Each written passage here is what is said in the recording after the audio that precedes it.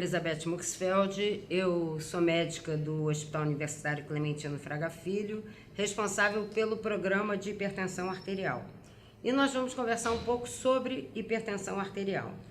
E a hipertensão arterial, ela é extremamente importante, o seu estudo, porque é a doença mais prevalente no mundo inteiro. Tá? Em cada 3 adultos, 1 é hipertenso. Né? Há um tempo atrás se acreditava que a hipertensão arterial e as doenças cardíacas, elas tinham mais relação com os países mais desenvolvidos, enquanto os países menos desenvolvidos ela não seria tão prevalente assim.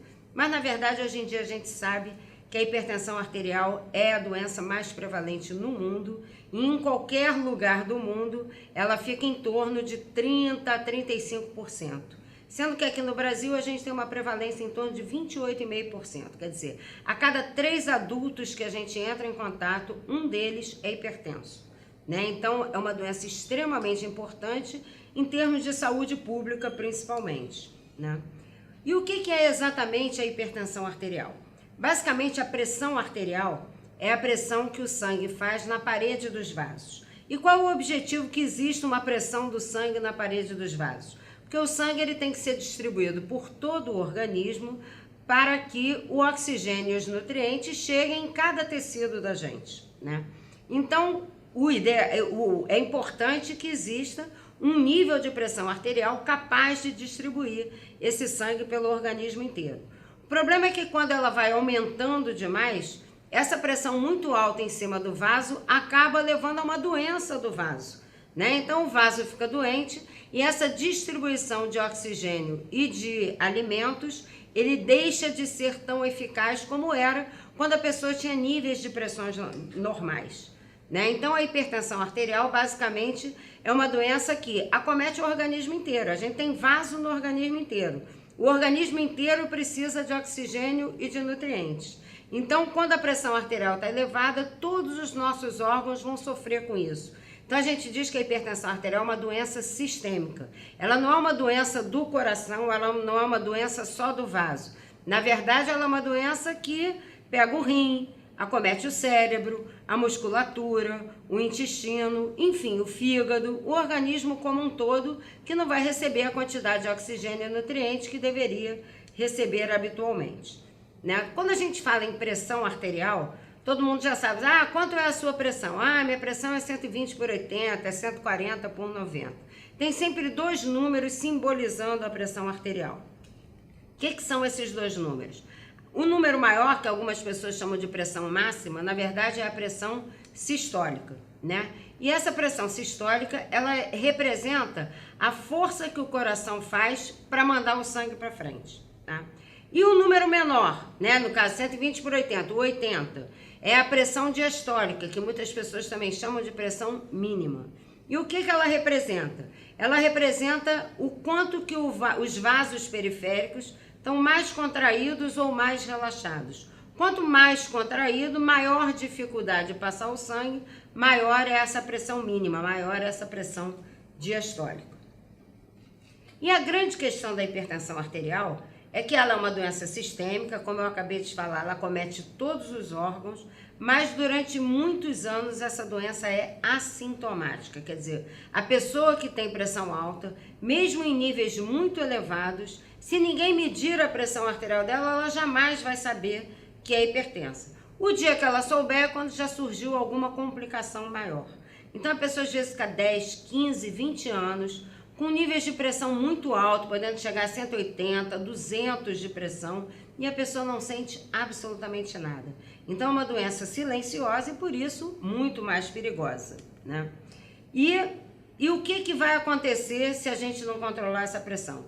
Essa pessoa vai acabar desenvolvendo doenças em vários órgãos importantes, né? E aí são doenças dramáticas, são os que a gente chama os grandes eventos cardiovasculares. Então a pessoa vai ter um derrame cerebral, um acidente vascular cerebral, pode ter um infarto agudo do miocárdio, o rim vai parar de funcionar e a pessoa acaba indo fazer diálise, né? Só que durante anos ela tem a pressão elevada e ela não tem a menor ideia, até que um dia ela tem um infarto, um dia ela tem um acidente vascular cerebral, um dia ela começa a passar mal e descobre que o rim dela parou de funcionar.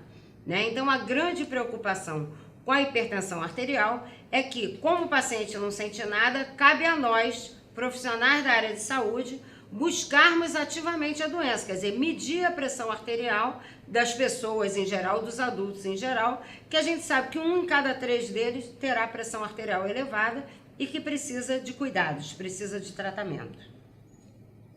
Lembrando que a medida da pressão arterial deve ser feita em todas as pessoas, em todas as idades, né? Hoje em dia a gente sabe que a hipertensão em criança e em adolescente está se tornando cada vez mais frequente. Isso tem uma relação direta com o aumento da obesidade e por isso a gente tem que, desde cedo, identificar crianças, adolescentes e jovens que possam ter a pressão arterial alta, porque se a gente não identificar com 12, com 15 anos de idade, essa pessoa muito cedo, por volta dos 30 e 35 anos, pode ter um infarto, pode ter um derrame e nem sabia que tinha alguma doença. Então é importante medir a pressão arterial de todo mundo que procure algum tipo de atendimento, né? Então, basicamente é isso. E o diagnóstico da hipertensão é uma doença super importante com um diagnóstico muito simples, né? O diagnóstico dela, a gente precisa simplesmente ter um estetoscópio e um aparelho de pressão, né? Esses 2 aparelhos nos dão um diagnóstico e ajuda a gente a fazer um diagnóstico que vai evitar doenças gravíssimas no futuro, né? Então, basicamente, a gente tem aqui o estetoscópio, um aparelho de pressão. O aparelho de pressão, a gente observa que ele tem essa área aqui do manguito, onde tem uma bolsa inflável e onde tem o local onde a gente faz a medida da pressão arterial propriamente dito, com uma bolsa, com um manguito de insuflação. Existem vários tipos de aparelho de pressão, né? O que é mais habitual de se ver ainda em hospitais é o aparelho de coluna de mercúrio.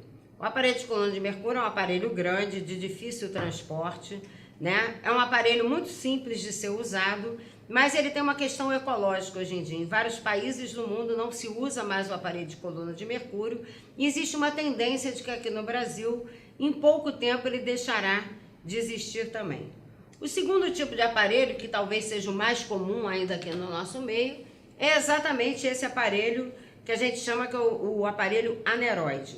É o que a maioria das pessoas tem, ele tem um custo muito baixo, né? Ele é facilmente utilizável. A grande questão é que a gente tem que ter uma preocupação com a calibração dele. Ele deve ser calibrado idealmente a cada 6 meses, mas pelo menos uma vez por ano.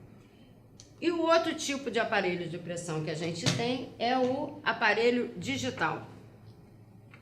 O aparelho digital, ele tem a grande vantagem de não depender da técnica do observador. Porque qualquer pessoa é capaz de medir a pressão arterial num aparelho digital, porque basta apertar um botãozinho, né? Agora, é um aparelho que ainda tem um custo um tanto quanto elevado e também precisa de calibragem. Uma vez por ano é necessário fazer a calibragem desse aparelho. E a gente tem também os aparelhos digitais, só que de punho, né?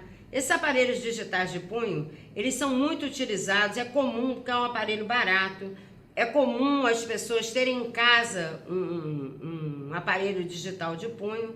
A grande questão é que são aparelhos que não são validados ainda por nenhuma sociedade. A grande orientação que a gente deve dar para o paciente é que coloque o punho na altura do coração, né? Então o paciente pode fazer a medida ou colocando o braço aqui próximo do coração ou simplesmente apoiando em algum lugar, mas mantendo o braço elevado para que ele fique na altura adequada do coração. Não é um aparelho que deve ser utilizado por profissionais de saúde, mas que pode ser utilizado pelo paciente para que ele tenha algum controle dos níveis pressóricos dele.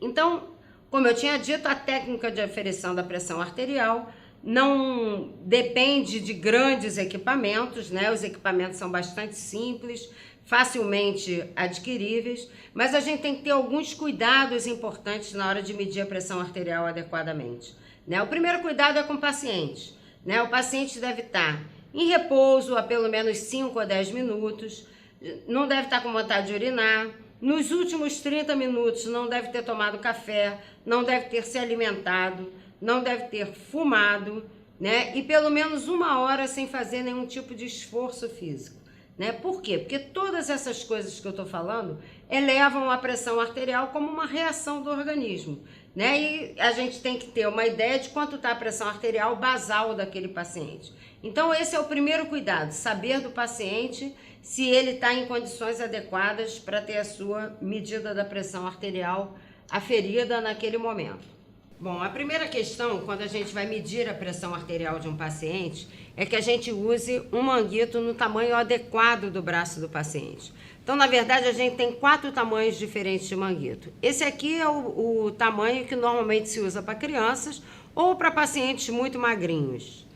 Esse outro tamanho aqui, que já claramente é maior, é o tamanho habitual, que a maioria dos aneroides usa esse tamanho. É considerado, assim, um adulto de peso normal. A gente tem também o large, né? Como pode ver, essa largura do manguito é bem maior. E a gente tem o extra large, que é utilizado em pacientes com obesidade mórbida, né? Então, a adequação desse tamanho do manguito é extremamente importante. Primeiro, para você poder fisicamente fazer a medida. E segundo, se você está com uma largura de manguito inadequada, você vai hiperestimar a pressão arterial daquele paciente. Bom, escolhido o manguito, a gente vai colocar o aparelho no braço do paciente. A primeira questão é que a gente não deve ter nenhuma roupa entre o manguito e o braço do paciente. O manguito deve ser colocado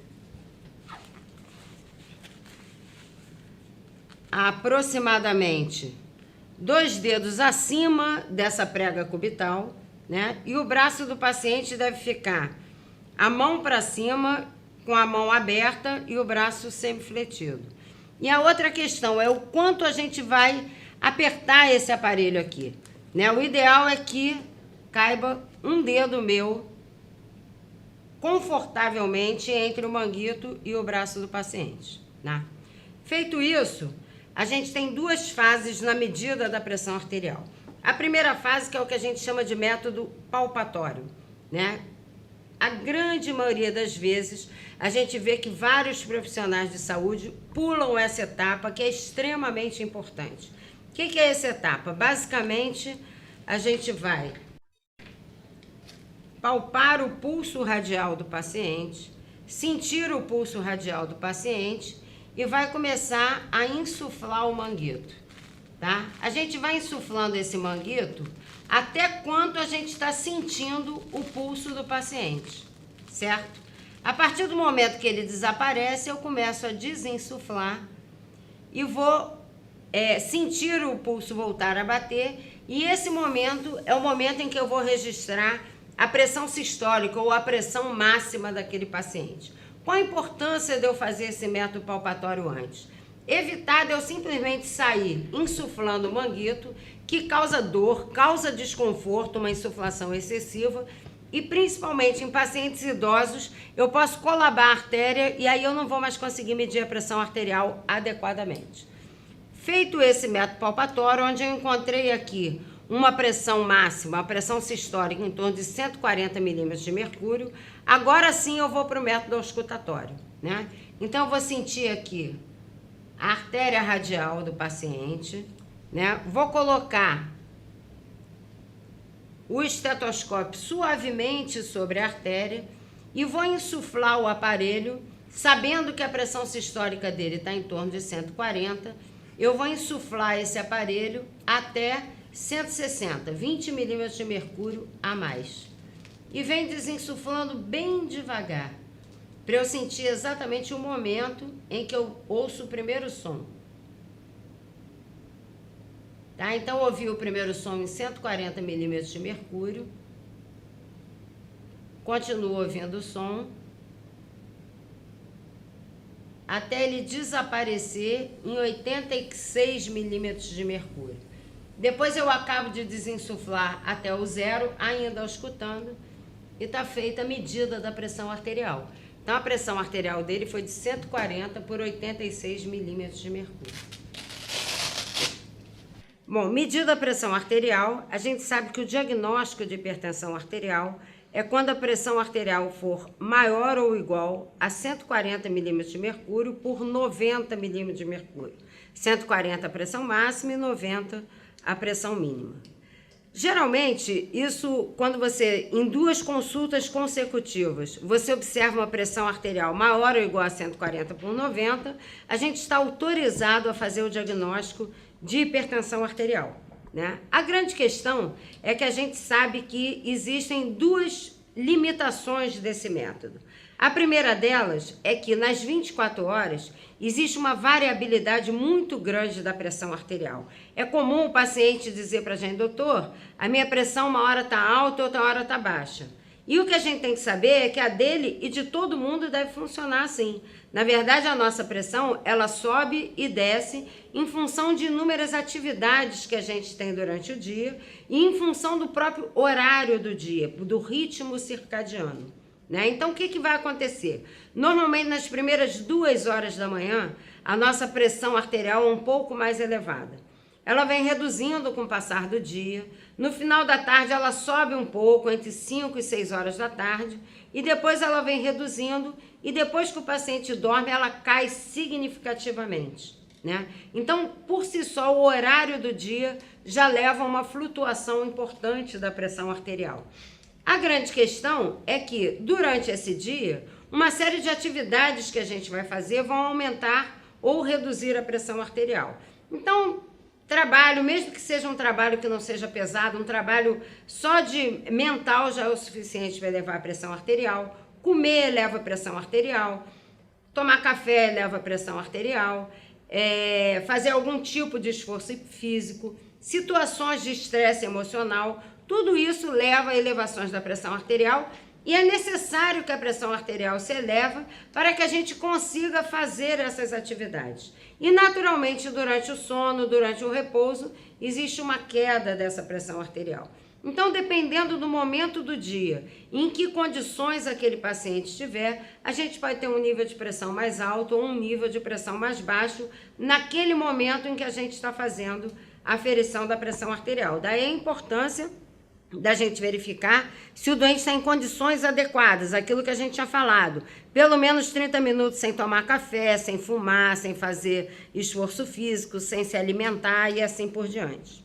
E a outra grande questão da medida da pressão arterial é o famoso fenômeno do jaleco branco, né? A gente sabe que a presença do médico, principalmente, mas também a presença da enfermagem, um pouco menos, por si só eleva a pressão arterial.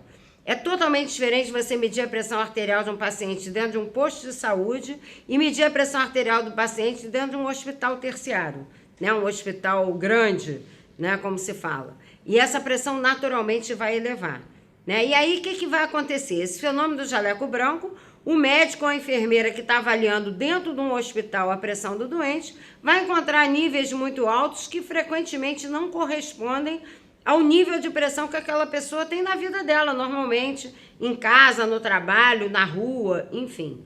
E com isso se criou algumas maneiras da gente ter uma ideia melhor de como é a pressão daquele paciente em casa, né? Então, existem 3 métodos que a gente utiliza para avaliar esse fenômeno do jaleco branco. O primeiro deles é o método da medida domiciliar. O que é a medida domiciliar? Paciente com um aparelho que ele tem em casa mesmo, a gente pede que durante 3 dias ele meça a pressão dele 2 vezes de manhã, 2 vezes no final da tarde. E anote essa pressão e traga para o médico. Evitar de dizer para o paciente que a gente, mede a pressão todo dia e me traz uma lista. Isso só gera estresse, não tem vantagem nenhuma. Durante 3 dias consecutivos, fazer essas medidas, né? Nesse ponto, o agente de saúde ajuda muito, porque ele vai ajudar o paciente a lembrar que ele tem que fazer aquela medida, vai ajudar ele na técnica de fazer a medida mais adequada possível, em função do tipo de equipamento que ele tem em casa, né? Então, tudo isso, a ação do agente comunitário ajuda muito em termos de ajudar a anotar a medida da pressão. Alguns pacientes não sabem anotar essa medida e ela vai vir errada. A outra forma da gente ter uma ideia de como é que está a pressão da pessoa em casa chama-se MRPA, é a monitorização residencial da pressão arterial. Isso é um exame complementar que você entrega um aparelho para o paciente. Esse aparelho é um aparelho digital que grava todas as medidas e esse paciente vai ficar durante uma semana com o aparelho em casa fazendo medidas em horários determinados. Também é muito importante a presença de alguém que possa ajudar o paciente a lembrar das medidas e ajudar ele no manuseio desse equipamento. E, finalmente, a terceira forma que a gente tem, que é considerado o padrão ouro da medida da pressão arterial, que é o exame de mapa. O exame de mapa, o paciente sai com o aparelho do hospital e esse aparelho vai ficar no braço dele durante 24 horas. Tá? E durante 24 horas, a cada 15, 20 ou 30 minutos, a pressão arterial vai ser medida automaticamente e no final dessas 24 horas, o paciente volta ao hospital e esse aparelho é retirado. Também é importante a ajuda de pessoas com o paciente nesse momento. Às vezes, se a pressão sobe muito, o aparelho pode desligar, o manguito pode deslocar do braço. Então, geralmente, o paciente precisa de alguma assistência em casa para que ele consiga fazer o exame e o exame saia com uma qualidade realmente adequada. Outra questão que é muito importante é medir a pressão nos dois braços, tá? A gente sabe que pode haver uma diferença fisiológica que chega até 20 milímetros de mercúrio. Então, a pessoa pode ter, por exemplo, uma pressão de 130 por 80 aqui no braço esquerdo e no braço direito essa pressão ser 150 por 80. Então, se a gente considerar esse aqui, a pessoa não tem pressão alta. Se considerar o de cá, a pessoa tem a pressão alta. E é esse de cá que a gente tem que fazer a medida. Então, sempre que a gente avalia um paciente pela primeira vez, é importante medir os dois braços e anotar que deve sempre fazer a medida no braço em que a pressão é mais elevada. E outra questão extremamente importante e que é preciso fazer, muitas vezes se faz isso no consultório, mas é importante fazer no domicílio do paciente, é avaliar se o paciente tem hipotensão postural. O que significa isso? É a pessoa que quando está sentada, a pressão dela está boa. Quando ela levanta, a pressão cai muito, cai mais do que 20 milímetros de mercúrio. Né? E o que a pessoa vai dizer? Quando eu levanto, eu sinto uma tonteira, a minha vista fica escura. De manhã cedo, quando eu acordo, se eu levanto rápido da cama, eu tenho a impressão que eu vou cair. E algumas vezes o paciente cai mesmo, algumas vezes ele tem um desmaio, né, uma lipotímia, ou pode ter até uma perda da consciência rápida, né, que é uma síncope, mas que pode levar a alguns transtornos. Ele levar um tombo, pode quebrar uma perna, pode fazer um traumatismo craniano. Então, é importante também fazer essa verificação. Então, você mede a pressão arterial do paciente sentado, pede para ele ficar de pé durante 3 minutos e mede novamente a pressão. Se a pressão cair mais do que 20 milímetros de mercúrio, a gente sabe que esse paciente tem uma hipotensão postural. Isso pode se dar por um problema agudo, se o paciente estiver desidratado, por exemplo. Teve um quadro de diarreia, ou um quadro de vômito, ou teve um sangramento, ou uma febre, desidratou e a pressão pode cair muito. Ou algumas situações, por exemplo, o uso excessivo de medicamento para pressão. Às vezes o paciente está muito medicado e acaba que a pressão dele cai mais do que deveria. Isso a gente encontra muito comumente em paciente diabético e em paciente idoso, né, que tem uma dificuldade da regulação mesmo neurológica da pressão arterial e ele acaba tendo hipotensão postural com muita frequência, correndo os riscos de uma queda e provavelmente uma fratura. Né? Então é importante a gente detectar isso, importante orientar o paciente para que ele informe ao médico dele que ele está tendo essa alteração para que as drogas sejam devidamente ajustadas. Então o diagnóstico de hipertensão arterial é quando a pressão arterial ela é maior ou igual a 140 por 90 milímetros de mercúrio, lembrando que é importante que essa alteração seja verificada em pelo menos 2 situações diferentes para que você possa afirmar que aquele paciente é um hipertenso efetivamente e não simplesmente que naquele momento a pressão arterial dele está elevada. Bom, feito o diagnóstico da hipertensão arterial, a gente precisa tratar esse paciente. Né? A grande questão, como eu tinha dito inicialmente, é que é uma doença assintomática, uma doença silenciosa. E é preciso mostrar para o paciente que, apesar dele não sentir absolutamente nada, aquele é o maior risco que ele tem de ter um grande evento cardiovascular. A gente sabe que a principal causa de morte no Brasil e na maior parte dos países do mundo é a doença cardiovascular. E o principal responsável pela morte cardiovascular é a pressão arterial elevada.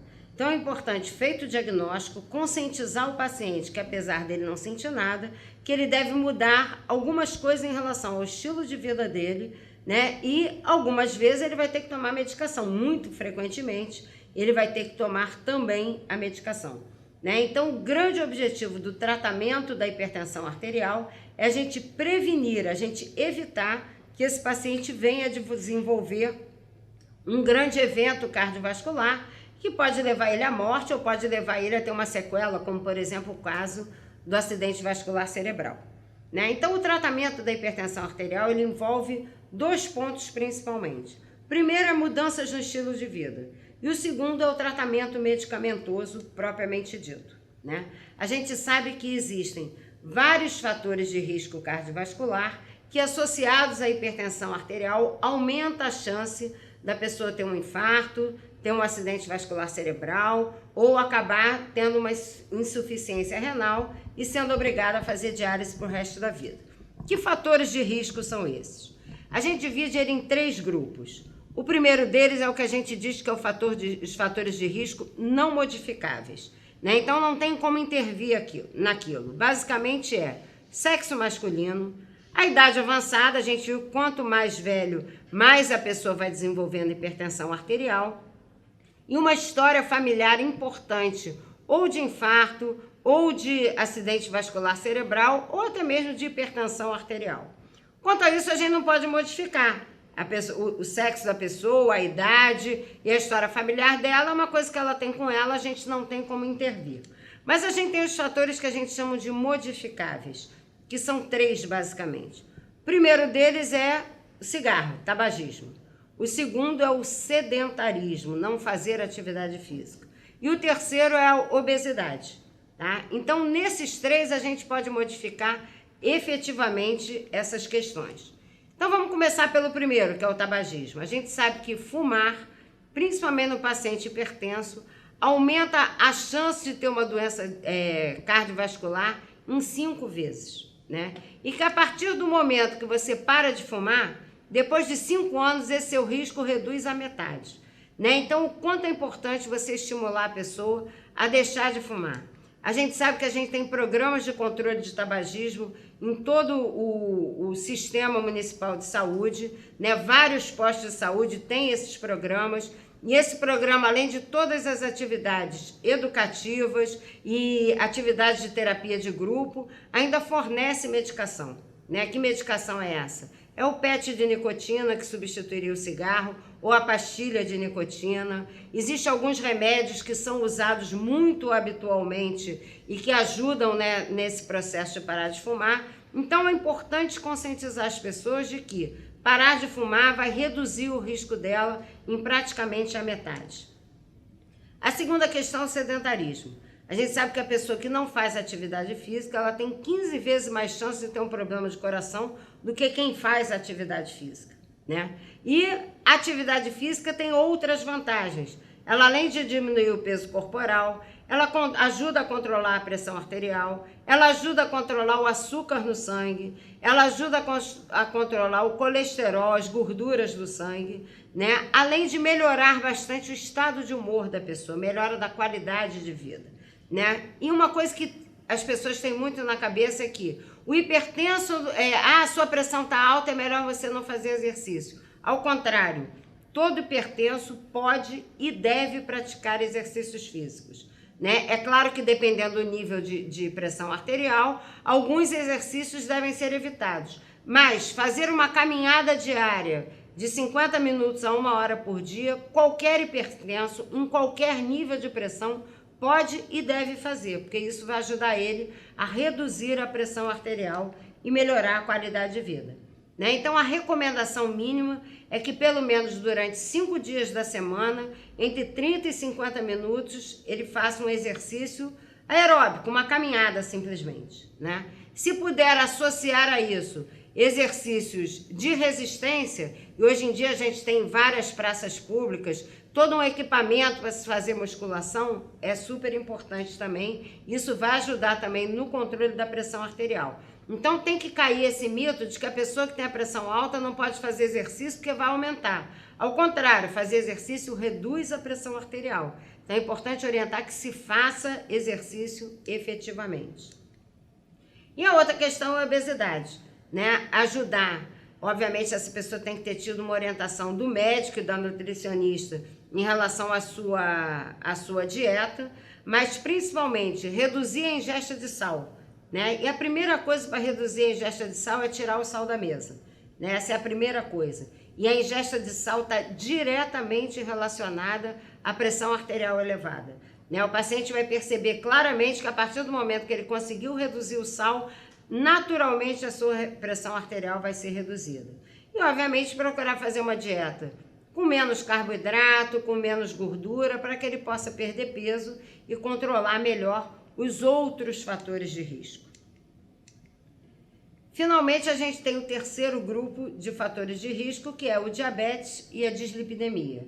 Esse é controlável. O diabetes e a dislipidemia são doenças estabelecidas e a gente deve controlar elas para ajudar a controlar a pressão arterial e a reduzir o risco de ter um grande evento cardiovascular, né? E basicamente isso é feito com as mesmas mudanças de estilo de vida: atividade física, perder peso, parar de fumar e, obviamente, tomar medicação específica, tanto do problema do colesterol quanto do diabetes propriamente dito, né? Então, o grande objetivo da gente é controlar a pressão arterial, né? E controlar a pressão arterial para quê? O doente não sente nada. Eu vou controlar a pressão arterial dele para que evite que ele tenha um grande evento cardiovascular, que ele tenha um infarto, que ele tenha um acidente vascular cerebral. E o grande desafio da hipertensão arterial não é só fazer o diagnóstico, e sim conseguir controlar essa pressão arterial. Por quê? Porque tem uma grande questão que fica sempre complexa na hora de você lidar nisso com o doente, que é a adesão à terapêutica. Mudar estilo de vida é bastante complicado, a gente sabe que é bastante complicado. E tomar remédio algumas vezes também é bastante complicado, principalmente por uma pessoa que não tem sintoma nenhum, que não sente absolutamente nada, né? Então, a questão da adesão à terapêutica é uma coisa complicada e que é importante você ter uma pessoa próximo do paciente, de preferência na casa do paciente, que possa ajudar ele nessa adesão.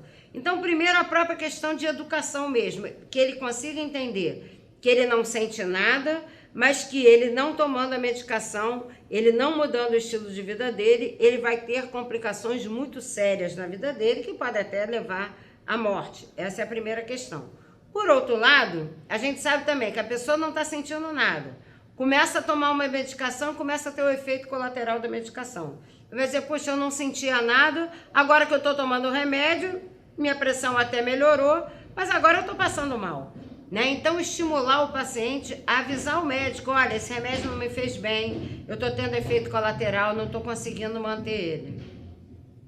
A outra questão é o custo da medicação, né? A pessoa que não sente absolutamente nada, ter que tomar um remédio já vai chatear ele naturalmente, além disso ele está gastando dinheiro para tomar essa medicação.